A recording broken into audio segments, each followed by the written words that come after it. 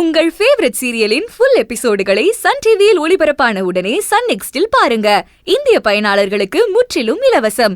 இப்போதே ஆப்பை டவுன்லோட் செய்யுங்கள். என் புருஷனை பத்தி பேச உனக்கு ஒரு யோகியதையும் கிடையாது. இது வரைக்கும் உன்னையும் என்னையும் சேர்த்து வச்சு அவர் சந்தேகப்பட்டதே கிடையாது.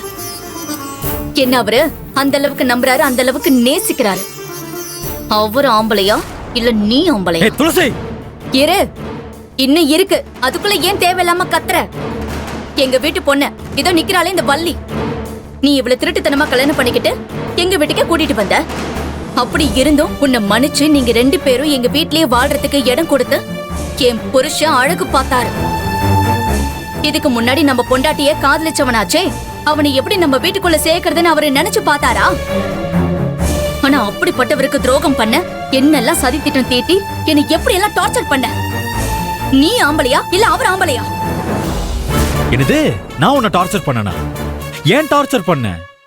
அது உண்மையா இருந்திருந்தா அப்பவே உன் புருஷன்கிட்டயோ இல்ல என் பொண்டாட்டிக்கிட்டயோ விஷயத்த சொல்லிருக்க வேண்டியதானே?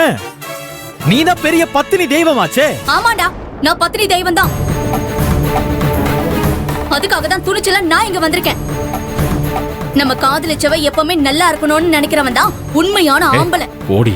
ஆனா நான் இன்னொருத்தருக்கு சொந்தமானதுக்கு அப்புறமும் கூட என்ன அடைய நினைச்சியே, நீ எல்லாம் ஒரு ஆம்பளையா?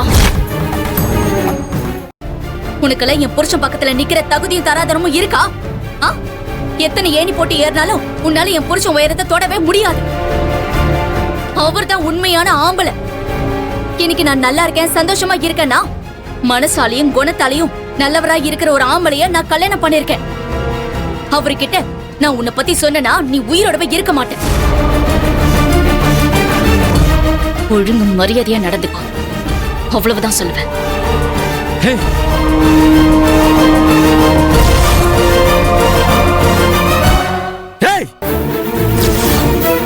துளசி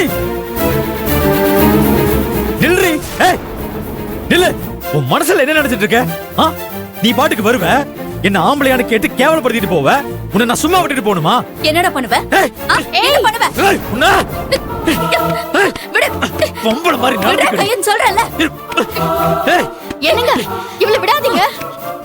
பேசின பேச்சுக்கு இவ கைய உடைச்சு அனுப்புங்க, அப்பதான் இவளுக்கு புத்தி வரும். என்னங்க விடுறானா?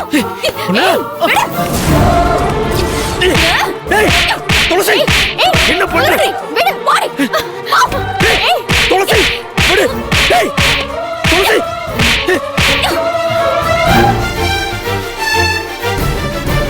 இந்த அடியை நான் உனக்கு எப்பவோ கொடுத்திருக்கணும்.